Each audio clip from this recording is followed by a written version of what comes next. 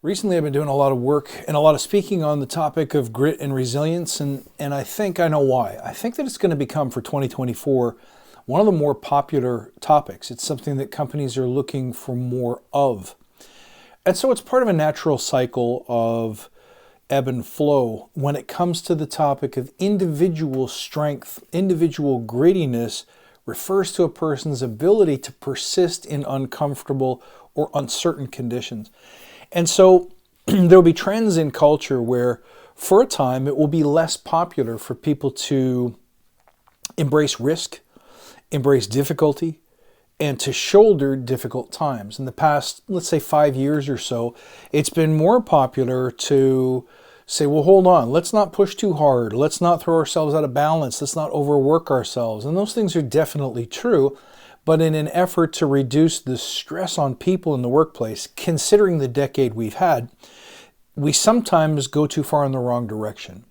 So I'm all for understanding people's backgrounds and their sensitivities and their needs, but there does come a point where the things that you're not good at and the things that you have been through are not necessarily good enough reasons to not push and to not try. This will be grossly unpopular with a certain segment of the population, I'm aware, because we don't like to hear those things.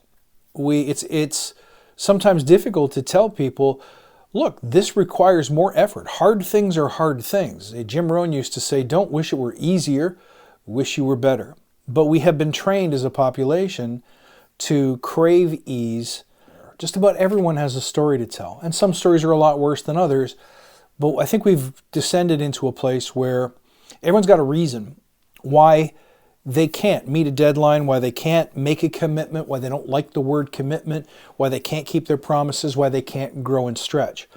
And I'm here to tell you that companies in 2024 are looking for people who own the skill of developing their grit and resilience.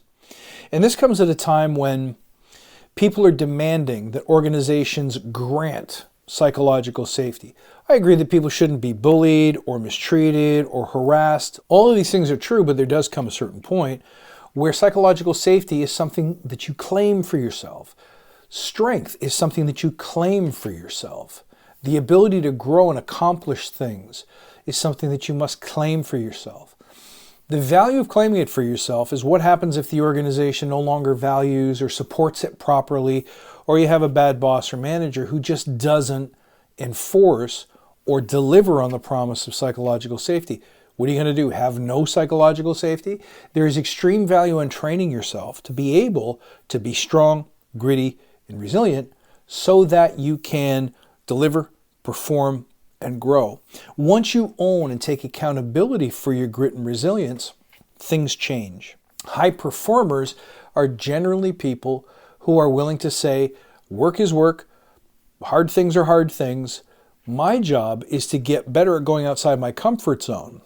So, for example, if you were to run or do 100 push-ups, somewhere in that quest for 100 push-ups, especially if you're new to it, you would fail. You would say, I can't do this, and you would stop. But 100 push-ups are humanly possible. What generally stands in your way is the mind up here. So either you have a belief that you can't do it, that you're not good enough, or you have a belief about the task that it is really hard and it's unachievable, and therefore, why even try? And this causes most people to quit before they even get started. If instead you took those 100 push-ups and did 10, let's say you could knock out 10, stop, pause, take a moment, you could probably knock out another 6. Stop, pause, take a moment, you could probably knock out another 4. So what that means is you got to 20, which is not quite 100, but you probably got further than you thought you could.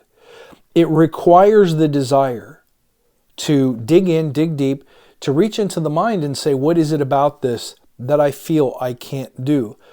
You're capable of a great deal more than you believe.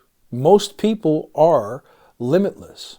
Whatever they can imagine or dream in their minds, they're capable of bringing to fruition, but it does require the ability to say, this is hard. I'm not a good salesperson. How am I going to sell? I'm not a great public speaker. How am I going to communicate? I'm not really good at math. How am I going to sort this out? I'm a novice at guitar. How am I going to work through all of this new information?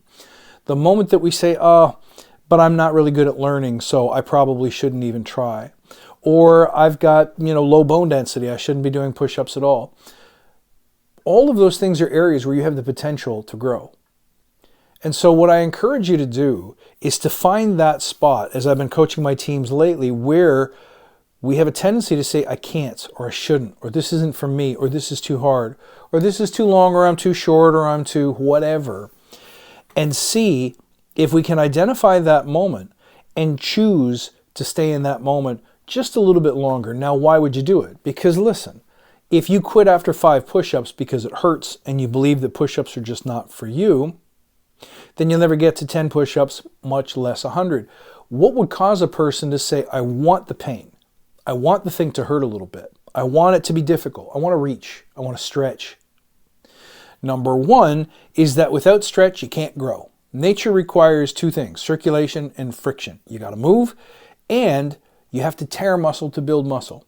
It's a fact of life. So, knowing that information, can we elect willfully to choose something that is difficult because we know that the discomfort is where all of the growth is? And people who don't achieve and don't expand or extend are usually those who aren't yet ready to choose the discomfort. Doesn't mean you'll never be ready. It just means for this moment, right yet, it's not important enough to you. And that's okay. The other thing that you might want to think about is, okay, I get that discomfort's required for me to grow. I don't feel like growing yet. But let me ask you this. Who do you serve? How do you serve them?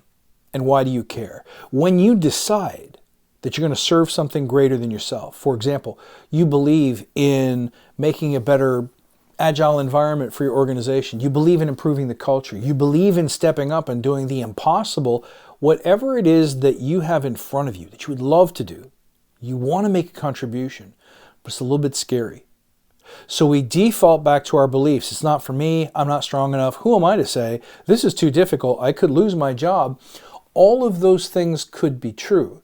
But if your desire is to serve, if your desire is to make a difference, if your desire is to have impact, you'll realize you have no choice. Certain people at certain moments are called into that difficult spot. I will willfully choose to lean into the hard stuff. I willfully choose to do things outside my comfort zone so that I can be pushed, so that I can grow. And that's where real grit and resilience comes from. And I can tell you, when you look at our political landscape, when you look at our business landscape, in 2024 and forward, you're going to see a great deal of scarcity and a great deal of innovation that drives an awful lot of fear and uncertainty in the market. So this is the time where we're looking for people who can be gritty, who can behave with resilience, and who can teach it and coach others to do it too. That's something to think about. So what about you? Will you commit to becoming more gritty, more resilient this year? Because it's a life skill that expands your world. It allows you to have access to the things that you never thought you had access to. So give it a try and let me know what you think in the comments below.